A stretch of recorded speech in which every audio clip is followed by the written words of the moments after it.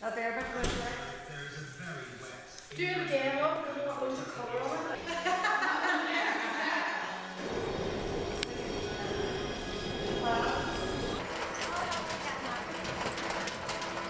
The origins of Foyle Pride, or the parade, started back in 1993, so this is our 20th anniversary birthday.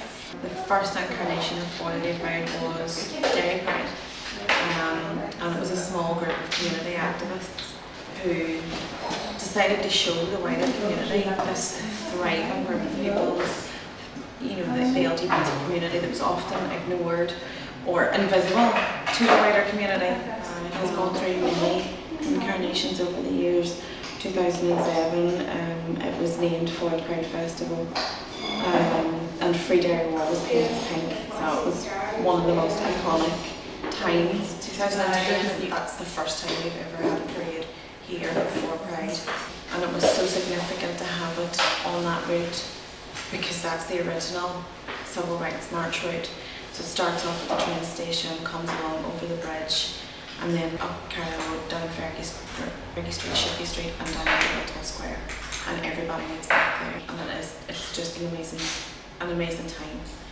Over the years, since 2010, each year it has grown and grown in numbers, and not only just people that are coming for the parade and taking part in the parade, but people on the streets, the whole community coming out and celebrating and enjoying with us and in what we're doing. And that's probably the most significant part of it. You know, this is about a community that belongs in the wider community, and I think we often forget that. That it's not just about LGBT, but also how do we fit into the whole community.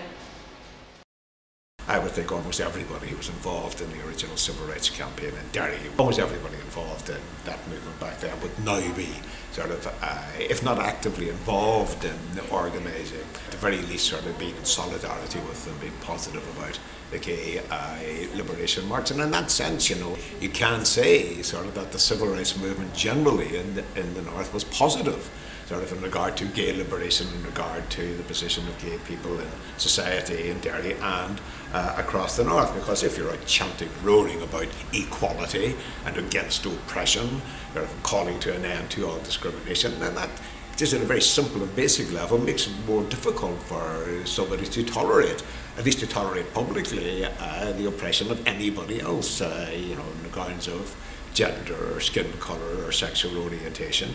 It's not just sentimentality that resulted in the Gay Pride March going along the same route as the original civil rights marches in Derry. I think that it's highly appropriate that what's called in Derry the civil rights route was taken by the Gay Pride March as soon as we started a few years ago having Gay Pride marches in Derry, because it locates the campaign for gay liberation within the broad struggle for liberation for all oppressed and minority groups and against the system which makes oppression inevitable. And it also enables us, I mean, taking the same route enables us to make those parallels historically. My political beliefs and perspective would lead me to say that there is still a struggle to be had. It's a continuation of the struggle, sort of for gay liberation and for liberation in other aspects of society that we can date back to 1969, 1970, and that therefore, just as we have marches along the civil rights route here in Derry about other political issues to do with class politics and so forth, it's absolutely right that the Gay Pride March should take the route that the first civil rights march in Derry took in October 1968. That I have of late been happy to visit secondary schools in the United Kingdom, although not yet in Northern Ireland, reassuring my kind that it will get better. Today's kids' jaws drop when I tell them about the old cruel ways. That's why to call the organisation Stonewall was a good one, because Stonewall in Greenwich Village was the first time that gay people stood up for themselves, really. Well, I'm not a politician, but the idea that gay rights are civil rights appeals to me, because it allows other people who are not gay themselves, I don't think they know any gay people to relate to what's going on. I do, it works the other way around. I'm much more sympathetic to women's rights and the civil rights movements amongst black people around the world, and feel that I'm somehow got a fraternal interest in their success. So I think to say that gay rights are civil rights is more than just a debating point. It actually is the truth. The two things sort of can't be seen as separate, the one from the other. I mean, you can't actually separate out the strands of civil rights campaigning the way you would separate the strands of a rope or something and unravel or unwind it.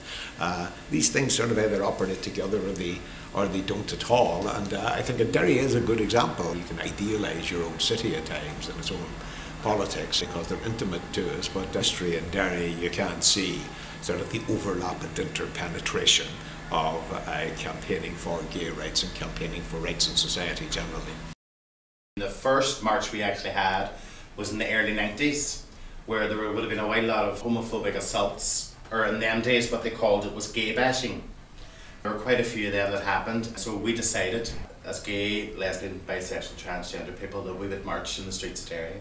So actually we only met at the top of the Diamond and walked down the Diamond to the Guildhall, and that would have been the first actual visible gay protest. It wasn't gay pride, it was a gay protest, protesting against homophobic attacks, you know. The fact of gay pride taking part and taking the same route as the civil rights did. I think it was very good for a few years, and it was very poignant, you know, that we were out public and we didn't have to hide anymore and we could be who we are as gay, lesbian, bi, transgender people. But I do feel myself personally that this year we should do something different. We should go a different route. You know, it's time to move on. You know, I'm thinking like over the Peace Bridge or something. You know what I mean? Something totally different, you know. Kind of make it our own. Make it our own this time. You know, we followed people's footsteps for so long. It's time to do your own. Yeah. To get out now your own. Yeah. I was thinking even Edmonton. Do you know what I mean? I mean, we can still take the same route as they did in 1969, but the new part of it would be going over the new Peace Bridge. You know what I mean? Actually walking over the Peace Bridge, you know what I mean? And then having a big party in the square over in Edmonton would be absolutely excellent, rather than the Guildhall Square. Because it's like it's such a great space now, and it's all, you know, for tourism and everything. Operating the square is absolutely stunning.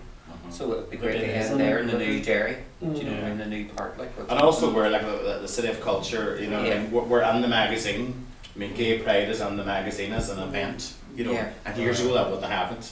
Do you know what I mean? I think it makes you feel more like prouder but in your own hometown doing it rather than going somewhere else. You know, you still have a good day and enjoy it, but at least when you're at home you're like, well, at least I can do this where I live. I can, you know.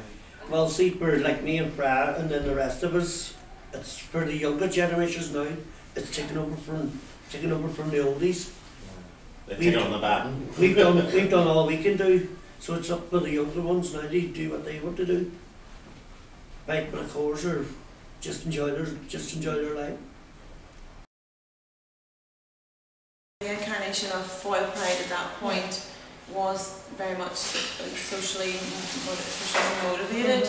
You know, it was very politically motivated, and I think that the development that it took on was more inclusive, but still keeping that civil rights background.